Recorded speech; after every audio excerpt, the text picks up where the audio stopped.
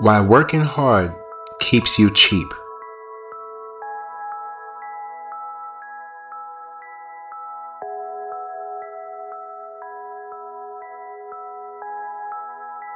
Working hard is supposed to be the answer. That's what most people are taught from the beginning. Show up early, stay late, give your best effort, be reliable, be grateful for the opportunity. And if you do all of that long enough, you're told it will pay off. But for a growing number of people, it doesn't. In fact, working hard often does the opposite. It keeps you cheap. This isn't about laziness, and it's not about blaming individuals. It's about understanding how modern systems interpret effort and how hard work is often priced, not rewarded. In many systems today, effort is abundant. There's no shortage of people willing to work hard. What's rare isn't effort. What's rare is leverage. When effort is abundant, it becomes cheap. That's not a moral judgment, it's an economic one. Systems don't reward what is common. They reward what is scarce. And hard work by itself is no longer scarce. Think about how most workplaces operate. The hardest workers are often the most dependable. They'll fill gaps, they'll fix problems, they absorb pressure. And because they are dependable, they become essential. But essential doesn't mean valuable in the way people expect. It often means locked in. When you're essential to daily operations, you become harder to replace, but also harder to promote.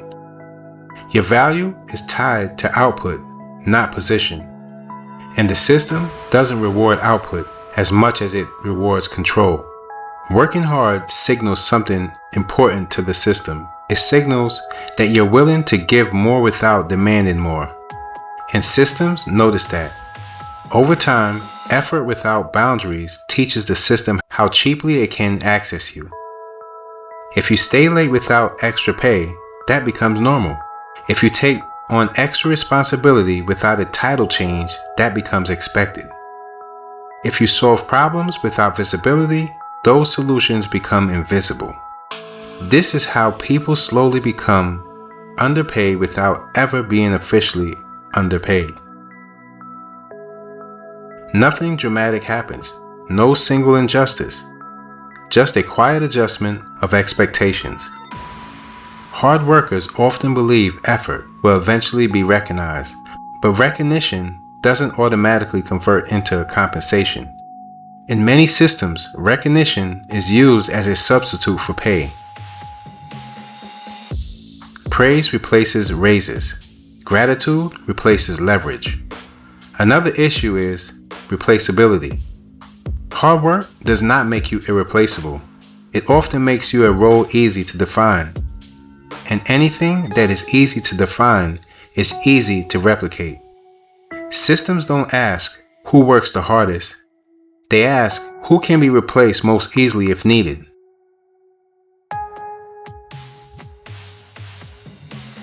And effort alone doesn't protect you from that calculation. There's also the issue of conditioning. Many people are taught to associate self-worth with productivity. So they work harder when they feel insecure. They work harder when they're undervalued. And they work harder when they're afraid. And the system quietly benefits from that response. Working hard becomes a coping mechanism, not a strategy. Meanwhile, people who appear less busy often earn more. Not because they're smarter, not because they're better, but because their value is tied to decisions, not effort, to access, to positioning, to ownership. In modern systems, the highest paid individuals are rarely the hardest workers. They're the ones who control outcomes, control access, control timing, and control risk. Effort happens downstream from those controls. Another uncomfortable truth is this. Working hard makes you predictable. Predictable workers are easy to manage. And systems value predictability far more than intensity. That's why people who follow every rule often advance slower than people who understand which rules matter and which ones don't. Hard work always narrows your time horizon. When you're constantly busy, you're focused on immediate tasks. You're solving today's problems, not questioning tomorrow's structure. And systems prefer people who stay inside that task layer.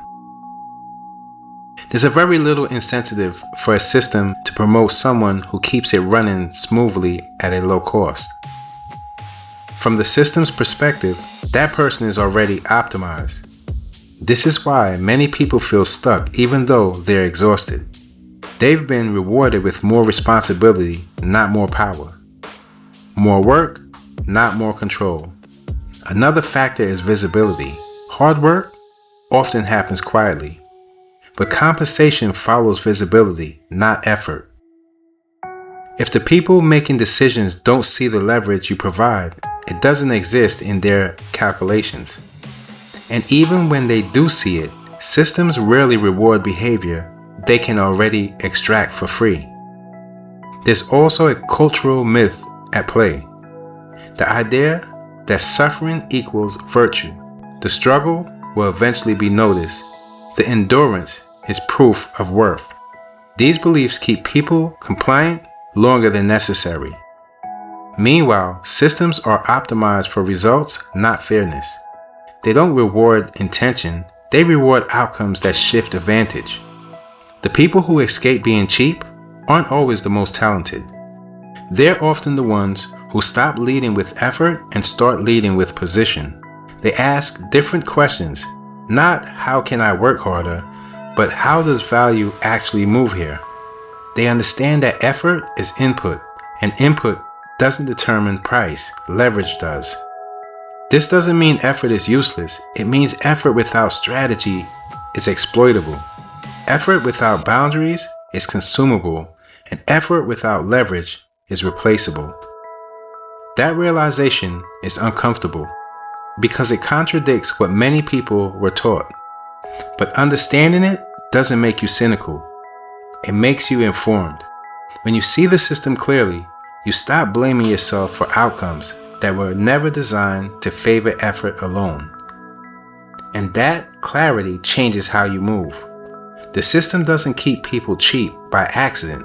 It does it by rewarding those who trade effort for security and penalizing those who don't question the exchange. Working hard isn't the problem. Believing hard work is enough is. This is Invisible Systems, Docs.